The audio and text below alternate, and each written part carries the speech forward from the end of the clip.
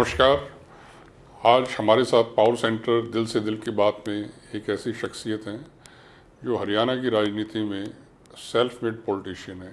इनके परिवार का राजनीति से कोई दूर दूर तक लेना देना नहीं था, लेकिन ये छात्र जीवन से ही राजनीति में सक्रिय रहे, पार्षद बने, फिर बंसीलाल जी की सरकार में कैबिनेट मंत्री बने और भाजपा संगठन में काम करने का इनको बड़ा अनुभव रहा है। प्रदेश अध्यक्ष रहे, भाजपा विधायक दल के नेता भी रहे, केंद्र में 2 दफ़ा मंत्री हैं, फरीदाबाद से सांसद हैं कृष्णपाल गुर्जर जी, जो कि अपनी विनम्रता, अपनी मिलनसारिता और अपनी मृदुभाषिता के लिए जाने जाते हैं।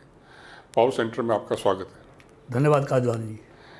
तो कृष्णपाल जी, आपने कभी सोचा था कि आप राजनीति में जाएंगे और इतने आगे तक जाएंगे? देखिए कादयान जी, मेरे को छात्र जीवन से ही इस राजनीतिक क्षेत्र का में जाने का इरादा था। इसलिए जब मैं गवर्नमेंट कॉलेज फरीदाबाद में पढ़ता था तो हम पहली बार चुनाव हुए और मैं वहाँ पर छात्र संघ में सेक्रेटरी के तौर पर वहाँ चुना गया और तब से लेके आज तक, यानी कि 1980 से लेके आज तक मैं लगातार इस क्षेत्र में रहकर लोगों की सेवा का काम कर रहा हूँ। लेकिन राजनीति में पहली बार चुनाव लड़ने का मौका 1994 में, जब पहला नगर निगम हरियाणा का फरीदाबाद बना और पहला चुनाव हुआ नवंबर 1994 में, तब मैं भारतीय जनता पार्टी के उम्मीदवार के रूप में मुझे याद है वार्ड नंबर 16, 25 वार्ड होते थे, तब मैं वहाँ से चुनाव लड़ा और दूसरी सबसे बड़ी जीत मैंने उस नगर निगम में हासिल की। आप कितने वार्ड हैं वहाँ पे?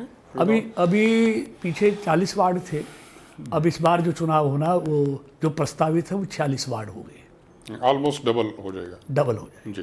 तो पार्षद में आपने जीत हासिल करी और उसके बाद फिर आपका विधानसभा की तरफ कैसे रुझान हुआ? देखिए कादयान जी, पार्षद रहते रहते ही मुझे प्रदेश संगठन में, पार्षद से पहले मैं प्रदेश संगठन में सेक्रेटरी के तौर पर काम कर रहा था और पार्षद रहते रहते ही मैंने 1.5 साल के अंतराल के बाद 94 नवंबर में चुनाव हुआ और फरवरी 1996 में फरीदाबाद अपने हरियाणा विधानसभा के चुनाव हुए। उसमें पार्टी ने मुझे मेवला महाराजपुर क्षेत्र से, जब बंसीलाल जी से कोalition में हम चुनाव लड़े तो भारतीय जनता पार्टी के हिस्से में मेवला महाराजपुर की सीट आई और भारतीय जनता पार्टी ने मुझे वहाँ से उम्मीदवार बनाया और उसी पार्षद रहते रहते ही मैं विधायक वहाँ से चुना गया और विधायक चुनने के बाद चौधरी बंसीलाल जी ने मुझे अपनी कैबिनेट में स्थान दिया और एज ए परिवहन मंत्री मैंने उनके साथ करने का मुझे मौका मिला। तो आप बंसीलाल जी के साथ कैबिनेट मंत्री रहे, तो उनकी कार्यशैली किस तरह की थी, कैसे थे वो? देखिए, आज बाबूजी इस दुनिया में नहीं है जी, लेकिन जब तक ये दुनिया रहेगी उनका नाम रहेगा। वो विजनरी आदमी थे। वो हरियाणा को फलता फूलता देखना चाहते थे। हरियाणा के विकास पर उनका फोकस रहता था और आज जो ये हरियाणा है, जो आज विकसित हरियाणा है, इसमें बाबूजी के योगदान को हम भुला नहीं सकते।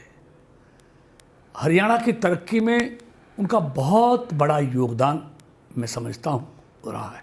बंसीलाल जी के बाद फिर ओम प्रकाश चौटाला जी मुख्यमंत्री बने। हालांकि चौटाला साहब का और आपका 36 का आंकड़ा रहा, कई उन्होंने मुकदमे भी आपके ऊपर दर्ज करवाने की कोशिश करी और भी कई तरह की चीज़ें उन्होंने अपने सर, लेकिन फिर भी चूँकि आप भाजपा के उस समय हिस्सेदार थी सरकार में, तो उनको भी नज़दीक से आपने देखा। वो कैसे व्यक्ति थे? देखिए, मैंने बहुत पहले से मेरी उनसे परिचय है। ये ठीक है, राजनीति में कभी इधर कभी उधर ये चलता रहता है, लेकिन हरियाणा की तरक्की में सबका अपना अपना, जो मुख्यमंत्री रहे, अपना अपना योगदान रहा है। उनमें चौटाला साहब भी एक हैं और देखिए वो अधिकारियों से कैसे काम ले सकते हैं ये उनसे ज़्यादा बेहतरीन कोई नहीं जानता। और कितनी जल्दी काम लेना है ये उनसे ज़्यादा कोई नहीं जानता। मतलब एक सख्त एडमिनिस्ट्रेटर जिसे कहते हैं, उनका मिजाज सख्त है और काम कैसे लिया जाता है वो अच्छी तरह जानते हैं। तो लेकिन ज़मीन से जुड़ा और मेहनती इंसान है। पूरे जीवन उन्होंने संघर्ष किया है और संघर्ष से मुख्यमंत्री तक का सफ़र उन्होंने हासिल किया है। तो मेरा कहने का मतलब है, इस हरियाणा की तरक्की में जितने मुख्यमंत्री रहे हैं सबका कुछ ना कुछ योगदान रहा है। जैसी जिसकी क्षमता थी, जैसी जिसकी योग्यता थी, सबने हरियाणा की बेहतरी के लिए काम किया है। जी, तो चौटाला साहब के बाद भूपेंद्र सिंह जी हुड्डा हरियाणा के मुख्यमंत्री रहे, करीब 10 वर्ष तक रहे। उनको भी आपने नज़दीक से देखा, विधानसभा में अक्सर आप मुद्दे उठाते थे, विपक्ष में थे। तो वो कैसे व्यक्ति हैं? देखिए, उन जैसी व्यवहार कुशलता और जिसमें हर तरह का मानवीय गुण जिनके अंदर कूट कूट कर भरा हो, ऐसे बहुत कम लोग देखे। उनकी जो सबसे बड़ी ताकत है वो उनका मानवीय गुण है, उनकी व्यवहार कुशलता है। अच्छे इंसान हैं, दोस्ती में विश्वास करने वाले व्यक्ति हैं। ये ठीक है, हर आदमी अपनी अपनी पार्टी के प्रति समर्पित है, कटिबद्ध है। सबका अपना अपना धर्म है अपनी पार्टी के लिए काम करना, लेकिन सबके साथ अच्छे संबंध बना के रखना ये उनका बहुत बड़ा गुण है।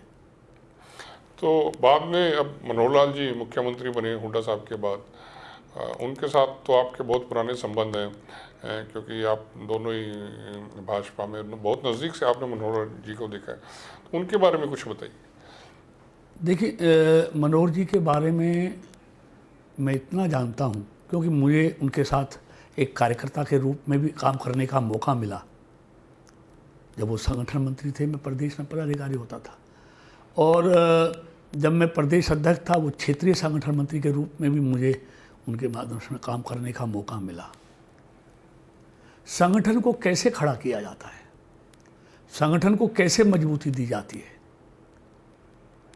ये गुण कोई सीखना है तो मनोहर लाल जी से सीखे। दूसरी बात मैं कादियान जी ये कहना चाहूँगा, हरियाणा में सत्ता परिवर्तन तो होते रहे हैं, होते रहेंगे, लेकिन ऐसा व्यक्ति जिसने व्यवस्था में परिवर्तन किया है ये मनोहर लाल जी के रूप में मैं देखता हूँ। उन्होंने पूरे सरकारी सिस्टम को आईटी से जोड़ दिया है।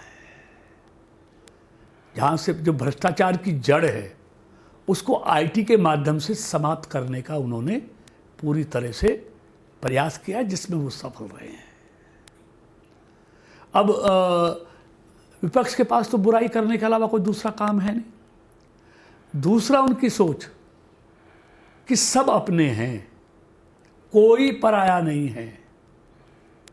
इसीलिए उसी सोच के साथ हरियाणा एक, हरियाणवी एक, सबके लिए काम किया उन्होंने, किसी के साथ भेदभाव नहीं किया है। व्यवस्था परिवर्तन, मैंने आईटी वाला उदाहरण दिया, कैसे व्यवस्था में परिवर्तन किया।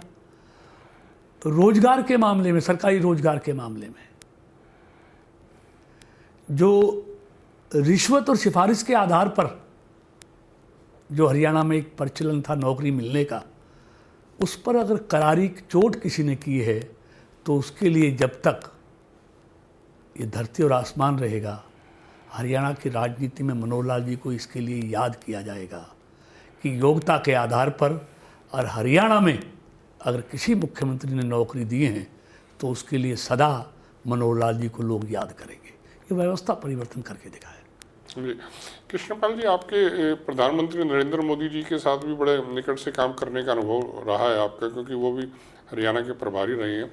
तो जब आप उनके साथ संगठन में काम करते थे, कभी आपको लगता था कि ये व्यक्ति इतने आगे तक जाएंगे, कभी मुख्यमंत्री बन सकते हैं, प्रधानमंत्री तक बन सकते हैं, कभी लगता था आपको ऐसा? देखिए, मैंने बहुत नज़दीक से आदरणीय नरेंद्र मोदी जी को देखा है, हरियाणा के प्रभारी के रूप में, देश के संगठन मंत्री के रूप में, और वो कई चुनावों में मेरे यहाँ भी कार्यकर्ताओं की बैठक लेने आए थे।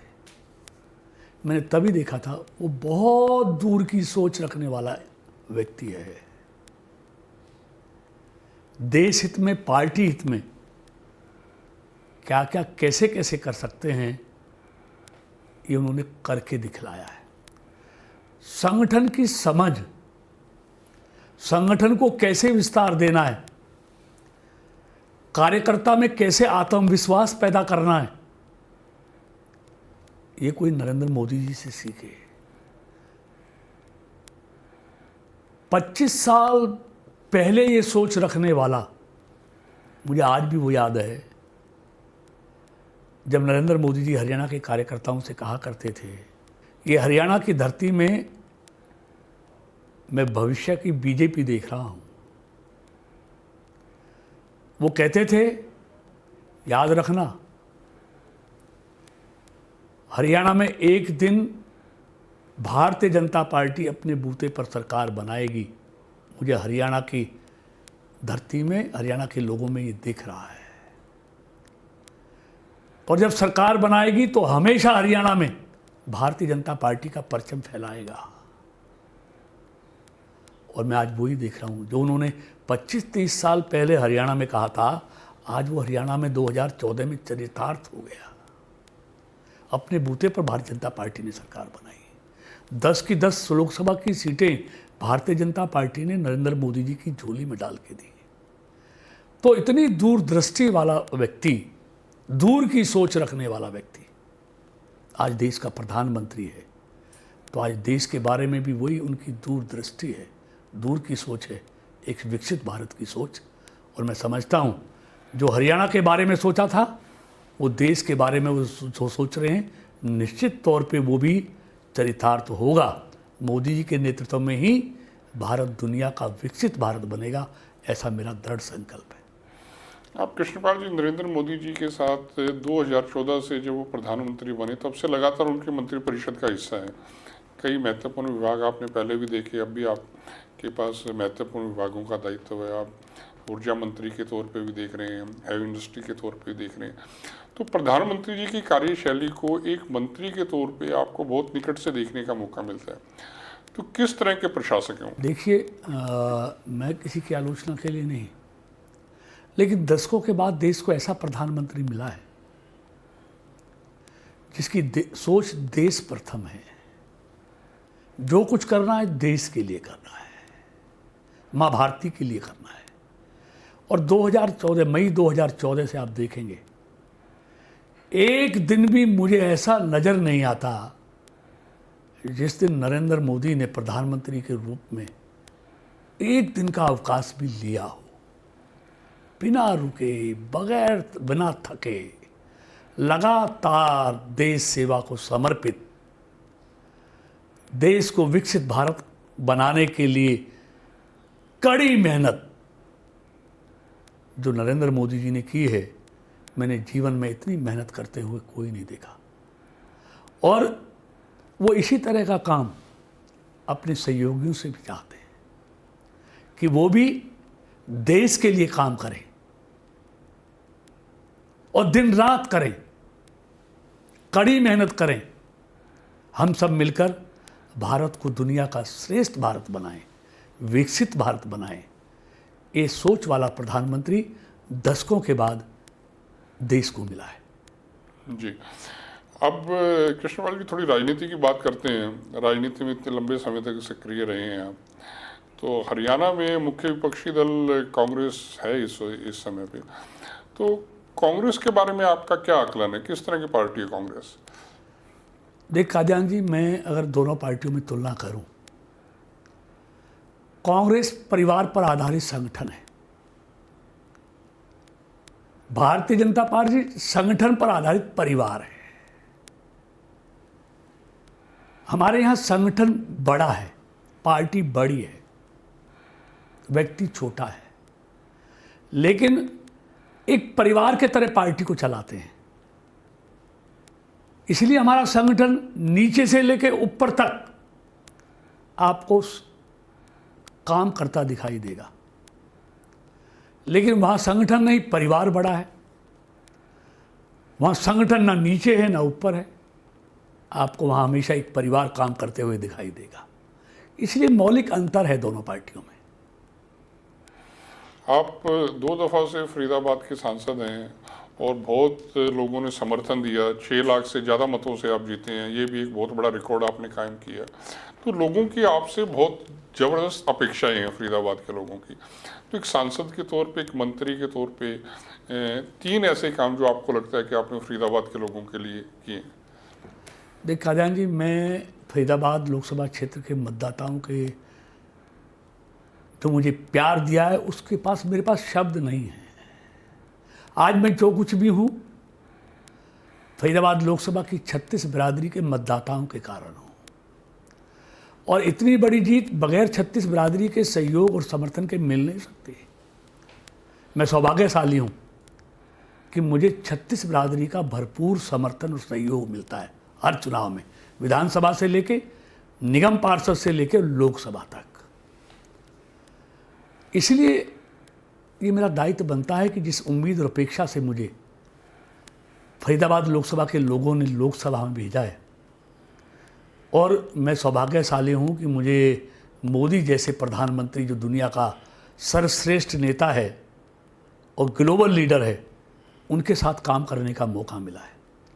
फरीदाबाद के लिए बहुत काम इन 9 सालों में हमने मोदी जी और मनोहर जी के नेतृत्व में किया। सबकी चर्चा कर नहीं सकता, ये तो देखिए मेरे कहने से नहीं, ये तो लोग आंकलन करेंगे। और अब तो लोग नहीं, अब तो गूगल बोलता है। तो 2014 से पहले का गूगल देखेंगे फरीदाबाद क्या था, और 2014 के बाद का गूगल देखेंगे तो फरीदाबाद की तस्वीर कैसे बदली है। कल, आज और कल फरीदाबाद कैसा होगा, कैसा था, कैसा है, कैसा होगा, उसमें तस्वीर में स्पष्ट दिखाई देता है। आपने कही 3 कामों की बात। एक तो मैं अगर 3 काम में कहूँ, मैं नेशनल हाईवे फरीदाबाद की कनेक्टिविटी, एक NH2 जिसको NH90 बोलते हैं, आज उसको दिल्ली के बॉर्डर से चलिए और आप आगरा तक जाइए, बगैर रुके, बगैर ब्रेक लगाए आप ऐसे निकलेंगे, घंटों का सफ़र मिनटों का कर दिया। इसी तरह फरीदाबाद की एक और अच्छी कनेक्टिविटी जो दिल्ली बड़ौदा बॉम्बे हाईवे बना है, जो 1 लाख करोड़ की लागत से ज़्यादा है, वो गुड़गांव से लिंक था, दिल्ली, गुड़गांव और बड़ौदा और बॉम्बे। लेकिन उसमें मैंने एक सुझाव रखा अपने नेतृत्व के सामने कि जिन्होंने बॉम्बे और बड़ौदा जाना है या जयपुर जाना है, उनको पूरी दिल्ली क्रॉस करनी पड़ेगी, फिर धौला कुआं से लेकर राजीव चौक तक उनको घंटों जाम में फंसना पड़ेगा। इसलिए एक और कनेक्टिविटी बढ़िया दीजिए, जिसको फरीदाबाद से कनेक्ट कर दीजिए। तो उन्होंने DND से लेके वाया फरीदाबाद, कालंदी कुंज होते ही फरीदाबाद बाईपास से कैली जाके, और उसी दिल्ली बड़ौदा बॉम्बे में सोना से आगे जाके जोड़ दिया। तो वहाँ घंटों लगेंगे। तो इससे फरीदाबाद के विकास को भी, जो उत्तर प्रदेश, पूर्वी दिल्ली, हरियाणा, पंजाब के जो लोग हैं कि MP इससे आएंगे तो उनको बहुत ज़्यादा सुविधाजनक होगा। तो फरीदाबाद को भी इस दिल्ली बड़ौदा बॉम्बे से कनेक्ट कर दिया गया। तीसरा, एक जेवर एयरपोर्ट बन रहा है। फरीदाबाद से दिल्ली एयरपोर्ट आने में घंटों लगते हैं, रेड लाइटें होती हैं, 3 घंटे पहले चलना पड़ता है। लेकिन एक और अच्छी सौगात, फरीदाबाद बाईपास से 64 सेक्टर से हमने जेवर एयरपोर्ट, KGP और ताज एक्सप्रेस में कनेक्टिविटी दी, इंटरचेंज देकर उसको भी जोड़ने का काम किया, जिसका काम शुरू हो गया। तो ये मतलब आधा घंटे में आप फरीदाबाद से जेवर एयरपोर्ट पहुंचेंगे। तो एक अच्छी एयरपोर्ट से कनेक्टिविटी फरीदाबाद के लिए और दी है। और मैं 3 काम पूछे बता दिए, लेकिन वरना इतने काम हैं जो बताए नहीं जा सकते। जी। तो आप केंद्र में लगातार मंत्री हैं, तो मंत्री बनने के बाद कोई जीवन में किस तरह का आपके बदलाव आया? देखिए कादियान जी, मैं ज़मीन का आदमी हूँ। मुझे मंत्री बनने से भी ऐसा था, से पहले भी ऐसा ही था, आज भी ऐसा हूँ। कोई बदलाव नहीं है। थोड़ी मेहनत ज़्यादा करनी पड़ती है, क्योंकि एक बहुत बड़ा क्षेत्र, विभाग के कामों को भी देखना है, संगठन के कामों को भी देखना है, और अपनी लोकसभा के लोगों को भी देखना है, और वहाँ के विकास पर भी फोकस करना है। इसलिए ये इतना दायित्व आने के बाद समय थोड़ा कम रह गया। नहीं, पहले जब तक मैं MLA था 10 गाँवों में डेली जाता था, लेकिन जैसे जैसे लोगों ने मुझे, पार्टी ने मुझे आगे बढ़ाया है, समय कम हो गया। लेकिन वो जितना समय मेरे पास है वो सब देश के लिए और लोगों के लिए और अपनी लोकसभा के लिए। ज़्यादातर समय मैं अपने लोकसभा क्षेत्र में रहता हूँ। मैं दिल्ली बहुत कम रुकता हूँ। शाम को अपने ऑफिस का काम ख़त्म कर डेली अपने फरीदाबाद के घर पे जाता हूँ, और सुबह वहाँ सैर करने के बाद वापस दिल्ली आता हूँ। कभी साल 2 साल में 2-4 दिन दिल्ली में रुकता हूँ, लेकिन रात का स्टे मैं अपने फरीदाबाद के निवास पर ही करता हूँ। तो आप इतनी व्यस्तताएं आपकी बढ़ गई हैं, अब समय भी आपको खुद के लिए कम मिल पाता होगा, लेकिन जब कभी भी मिलता है तो आप कैसे समय गुजारना पसंद करते हैं? कभी आपको फुर्सत का अगर समय मिल जाता है कभी कभार, तो उसको कैसे बिताते हैं? देखिए काजान जी, मेरी जो फुर्सत के समय में है, मैं अपने जो पुराने दोस्त हैं जो रहते हैं, मैं उनके साथ बैठकर गपशप हंसी मजाक करते हैं। देखिए हमेशा तनाव में रहना भी ठीक नहीं है। तनाव मुक्त होने के लिए दोस्तों में हंसना, बोलना, गप्पे मारना, ये भी जीवन का एक बहुत बड़ा हिस्सा है।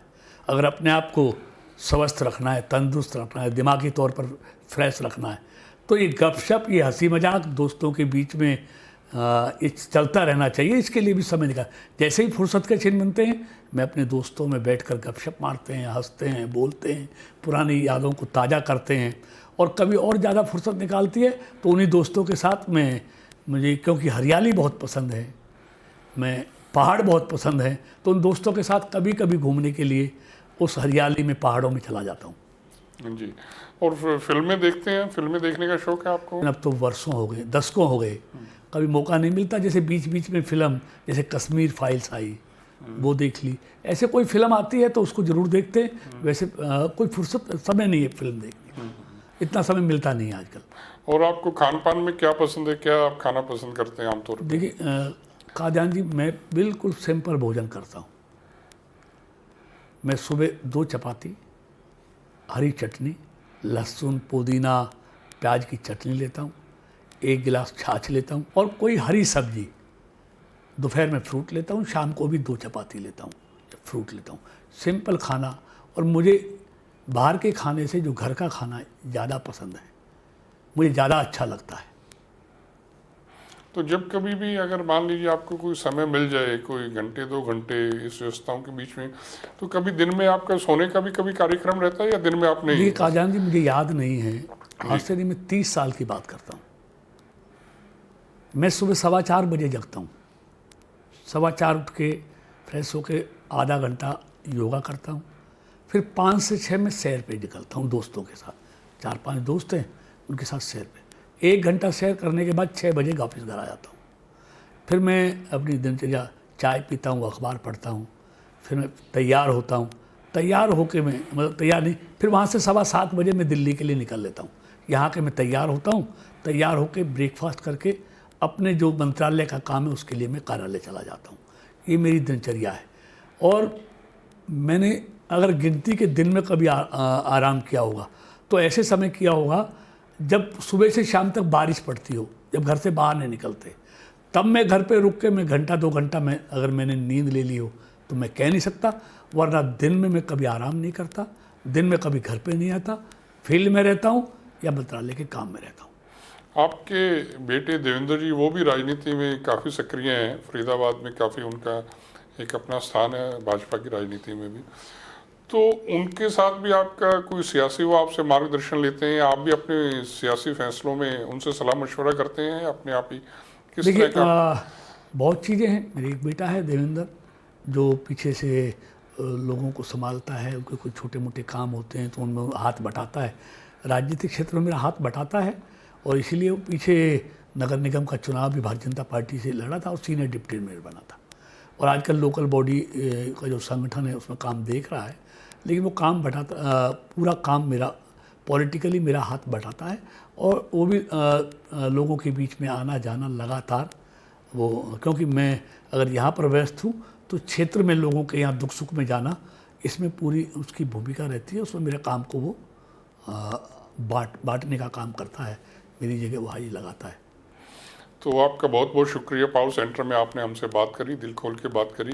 तो ये थे हमारे साथ केंद्रीय राज्य मंत्री कृष्णपाल गुर्जर जी, जिन्होंने बड़ी बेबाकी से अपने बारे में बताया, खुल के बताया, अपनी राजनीति की बात करी, अपनी जीवन यात्रा की बात करी, अपने लाइफस्टाइल की बात करी, अपनी पसंद नापसंद के बारे में बात करी और अपने लोगों की बात करी।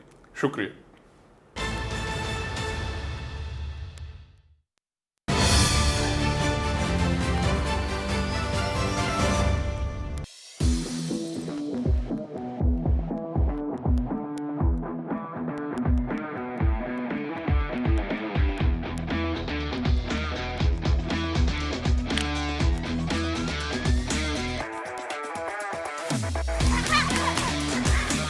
मैं चाਹੁੰਦਾ कि खिडारी ਜਿਹੜੇ ਨੇ ਜਦੋਂ ਖੇਡ ਰਹੇ ਹੋਣ ਉਹਨਾਂ ਨੂੰ ਕੋਈ ਘਰ ਦੀ ਚਿੰਤਾ ਨਾ ਹੋਵੇ, ਉਹਨਾਂ ਨੂੰ ਆਪਦੇ ਪਰਿਵਾਰ ਦੀ ਆਰਥਿਕਤਾ ਦੀ ਚਿੰਤਾ ਨਾ ਹੋਵੇ, ਤਾਂ ਉਹ ਵਧੀਆ ਖੇਡਣਗੇ।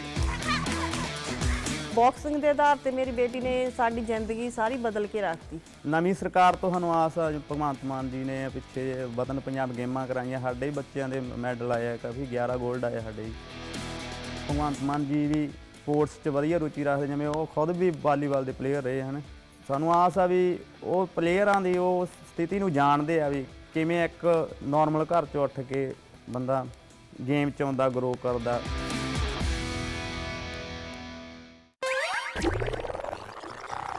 तीखी मिर्ची।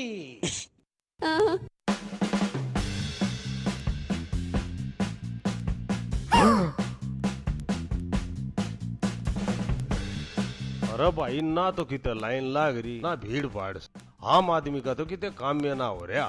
यह सरकार तो ऐप और पोर्टल बना के सोन लाग रही है। सही बात है, पोर्टल वाली सरकार से, बस पोर्टल वाली सरकार। या डिजिटल फ्रेंडली सरकार से अड़े घरा बैठे काम हुए हैं, ऑफिस में मेला लगाने की जरूरत ना पड़ती। हे तुन तुन हतन तुन